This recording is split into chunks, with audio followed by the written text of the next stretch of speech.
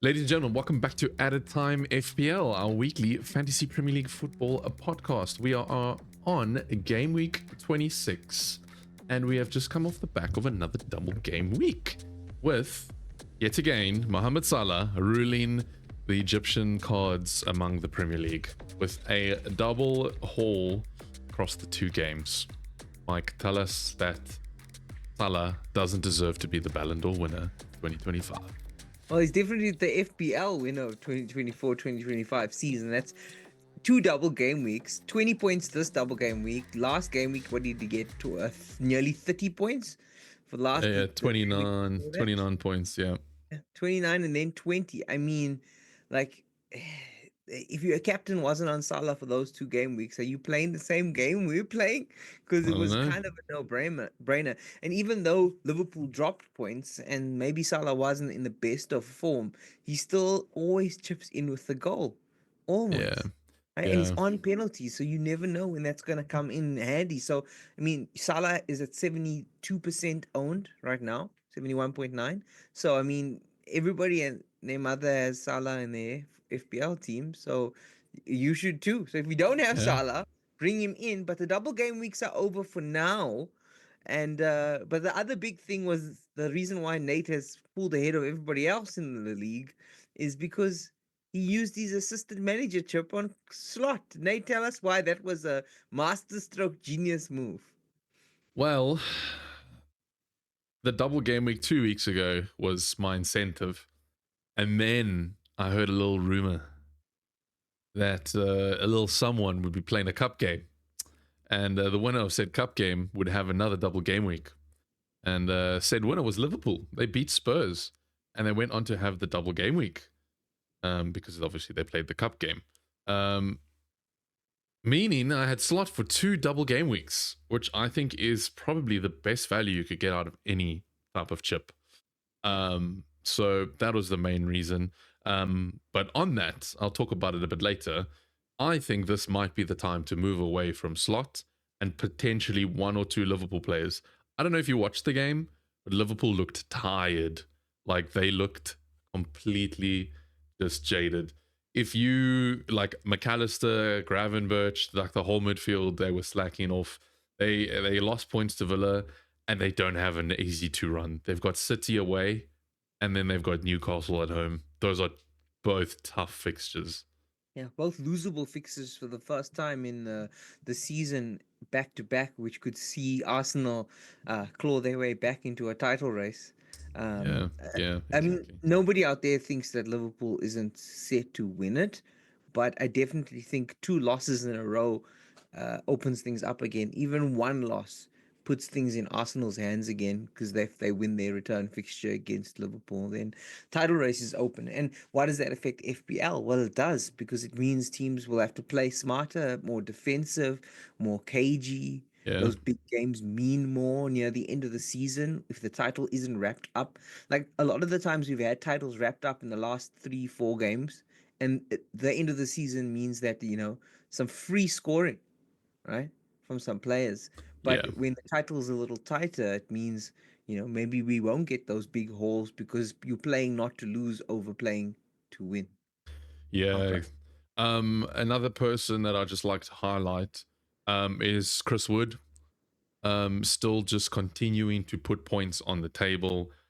At this point, I think he might win. If Salah wasn't having the season of his life, Chris Wood would be winning the Golden Boot this season. Yeah. He's having a phenomenal time, and yeah, I still think he'd be worthwhile looking to put into that 3rd striker slot for those that don't have Haaland anymore, which is probably the majority of FPL players. Because I want to talk to you about a decision that I need to make, and that's João Pedro. Because this man has been blanking. He's been bench fodder. He's just not starting. He's like, it's all Minter and Matoma again. And that makes me jealous, makes me want to go back to Matoma. I think just sticking on Wood first before we talk about Brighton is the fact that Chris Wood is not only has that in common with Salah, that he's an FPL asset that you should have owned at 44.8% owned and 7.1 million, much better price point. But he also has the fact in common that he's playing Newcastle and City in the next 3 games, Yeah. and squeeze in the middle of that a tough fixture at Arsenal. So you have three very difficult fixtures coming up for Chris Wood. So if we are going to be talking about whether it's time to bring Wood in, I think you're bringing him in against the grain. And Mm. it's not necessarily a bad thing because he's proven over the last couple of fixtures that he can do it. He even scored against Liverpool. He scored against Spurs. He scored against United. I mean, the only game in the big run that I can see he didn't score again in that 5-0 routing from Bournemouth, and he didn't score against Manchester City. So, I mean, there's still a chance he's going to score points, and his price point is really good. But you are bringing him in when he's got his toughest run of fixtures for the entire season. On that price point, there is a midfielder, or sorry, there is a forward also at that same price point who is new to the Premier League. And he hit the ground running after 2 tough fixtures. Talking about Omar Mamouche. Oh my goodness, hat trick out of nowhere, Hat but trick in a his tough loss home to game. yeah, Yeah. but a tough loss to Liverpool, Real Madrid in the midweek, right? Mm. So it's difficult to predict, but I definitely think we have a new contender for a Man City potential asset Yeah. in Mamouche. I would keep my eye on him a little bit and see what he can do in a tough run of fixtures. I see See how he people have already plays. jumped on him, Mike. He's already gone up in price. I think it's a bit too soon to tell. But nevertheless, I think people see points and they think, ooh, got to bring him in my team. I've But got yeah. another forward that I want you to think about. Mm. Another forward that we've spoken about forwards with difficult fixtures. Talk about a forward with really good fixtures coming up is Cunha. Back on the table, Mm. he's got a 7 and a 9 point haul in the last 2 games, and that's against Villa and Liverpool. So tough fixtures. Up next, he has trips to Brighton, Fulham, Everton, Southampton, West Ham, Ipswich, Spurs, United, and Leicester. So we're Not talking bad. about like nearly a 10-run game before they face Manchester City around May, early May. Mm. And on top of that, he's the fourth highest scoring attacker at the moment behind Wood, Haaland, and Isak. So I think and I shouldn't be helping you that much, but if I think I'm helping everybody else, not you, I think Cunha might be the standout pick if you're looking to find a third attacking forward option for the next run of games. Mm. Um, it reminds me of Delap, who's also starting to pick up form again, which annoys me because Chelsea was supposed to sign him. But Delap in the last 2 games has also got 8 and a 9. They've drawn and lost their games. It might be safe to say that Ipswich may get relegated this year, which is a bit sad. But I think Delap will end up seeing himself in a Premier League club next year. But he's also Oh, one to watch for that cheap price point. I definitely put my money on that. That Ipswich relegated, but Delap stays in the Premier League because I think he's proved he is an asset. He's a strong striker. He's got a feel for this league and an up and coming young player to look forward to next season. Um, let's jump to this week. Deadline is tomorrow night, ladies and gentlemen. Another Friday deadline. It keeps catching us off guard, really, and I'm a little bit irritated. Premier League, can you please return back to normal schedule? Thank you. But nevertheless, we've got Leicester City against Brentford tomorrow night. Wemo and Wisa are starting to knock on the points door again. Do you think it's worthwhile to bring any one of them in? I know they've got an away fixture tomorrow, but I just feel like something's going to click. And Mbeumo played really well against West Ham. I know he hasn't been scoring for a while, but they've got a good fixture run. Would it be worth capitalizing on one of those forwards? I think you're right. I think another option is Wisa. I will say that I've been thinking about taking out Mbuemo, but he's kind of stuck it in there, not scoring many points for the last couple of game weeks. And an opening Friday night fixture against Leicester, that could see him return to the scoring charts. Leicester have been a poor team, another team that I would expect to go down Mm. and defensively not very good. And I think Mbuemo could make the most of that. So right now, while I was thinking that Mbuemo was hurting me, I wouldn't take him out against Leicester. And after that Leicester game, he still has a nice run of fixtures, like you said. He's got Everton up next after that. And even though Moyes is back at the helm, the chosen one, It's still Everton and it's still potential, and that's two home games, Everton and Villa next with the Yeah. Bournemouth away. So four decent fixtures from Buemo. Definitely keeping him this week, I'd say. Would I move to him if I didn't have him? That's a tricky one. It depends. Is there better options in midfield? And at the moment, there's not that many really good midfield options. So I think And we were talking earlier about Matoma. yeah. If you're not gonna think about Matoma, maybe Buemo is the option. And on that, the last person I want to talk about before we move into a team selection slash captaincy pick, Cole Palmer. Oh, it's cold, yeah. It's winter is frozen I and think it's Winter's frozen. frozen his form as well. Chelsea are rubbish right now, There's and even talk about sacking Maresca already. Like Chelsea just don't give a shit, do they? Yeah, I don't know. Chelsea are struggling. They're in the dog. They're in the mud. it's so difficult with Palmer because in the reverse fixture against Brighton, he actually hauled, right. It was like Mm. 4 point goal involvement, and this time around nothing. And out of these last, after he had a run of form where he got 10 points in a couple of games, and now he's been blanking 3 out of the last 4.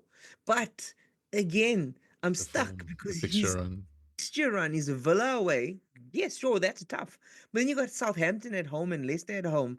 Um, those are games very winnable for Chelsea, even if they're in poor form, and very easy for Palmer to possibly show his mettle and get back to scoring ways. So I think if you are looking to free up money for some better options, I think you could consider removing Palmer. But keep in mind, he's 61.7% owned.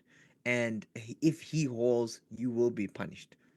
Yeah, and on that game that Brighton won, Fabian Hersella got 21 points in that Chelsea game because of the goal scored, the clean sheets, and the league position bonus. So that might be the highest point haul for the manager that we've seen this season. So yeah, for those 2.1% of you that owned Fabian, congratulations. But speaking of managers, this is a perfect segue into my transfer plans because I think I'm going to move off Slot. And you've only got 1 week left of the This will be managership. my last week. Yeah. And you're thinking, you mentioned Arteta earlier. Is that what you're thinking about moving to? Yeah. So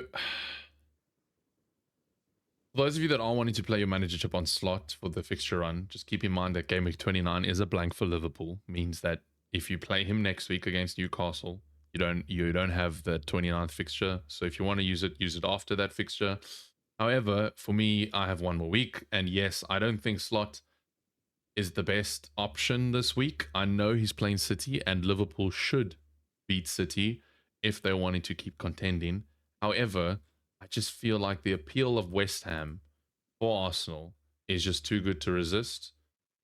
And it's at the Etihad. I just feel like that's a much more logical pick for my assistant managership to go for Mikel Arteta. Mm.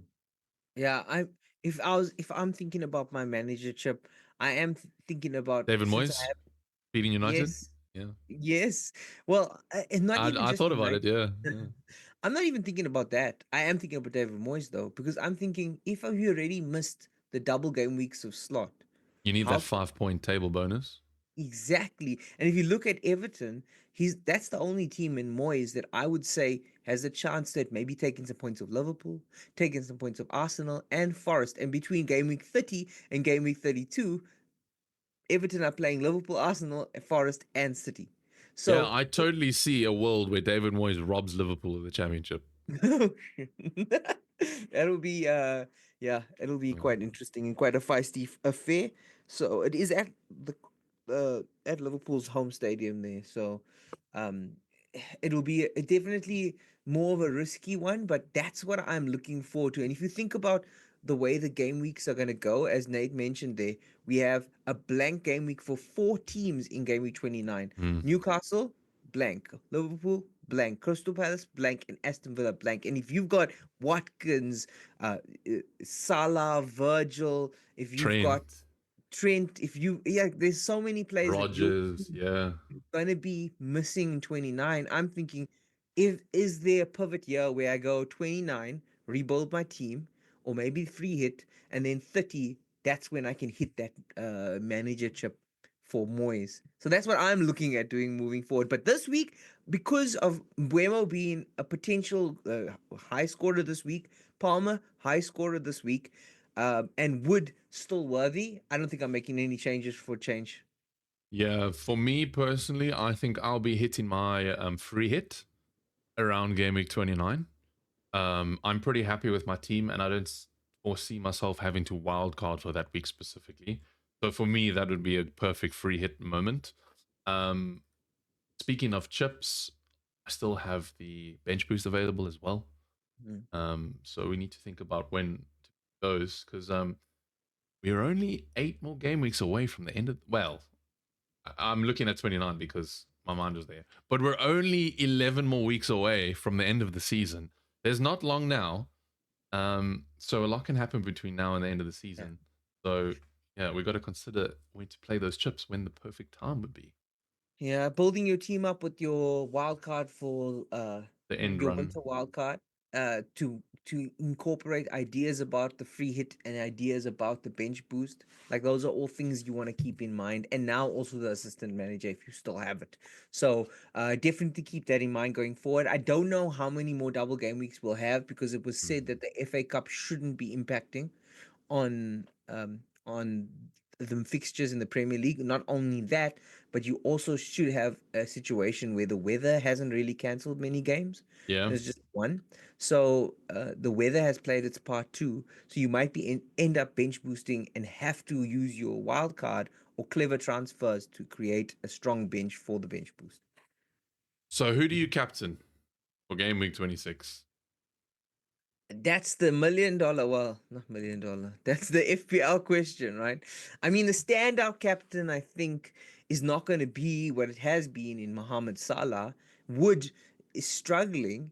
You argue Brighton has the strongest fixture against Southampton, and Chelsea not really doing its thing. So, is there a standout pick from Arsenal, or do we have to look at a big differential? I have no idea who to captain. Who are you leaning towards? I am leaning towards sticking with Salah, but I know how tired he was.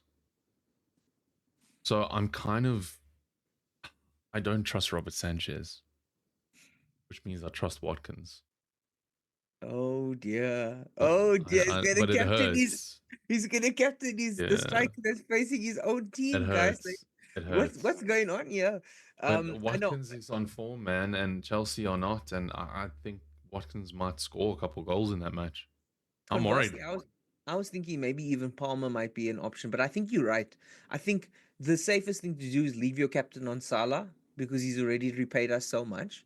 And if you were taking a differential captain, I might be looking at our Embuemo call, or even someone from Brighton as the differential. But there isn't very big standout captain choices this week. You might be right. Yeah. Salah the best, Watkins is the second best, and after that you really just kind of Well, the cherry. thing is, the only other one I could say is Isak, because I know they're playing Forest at home, but it's a difficult game.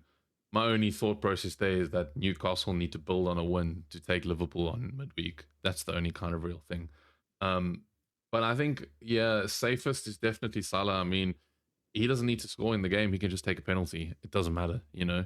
That's just how he does it. And he seems to just always find the net this season. So, yeah, I said at the beginning, I think he'll win Ballon d'Or this year.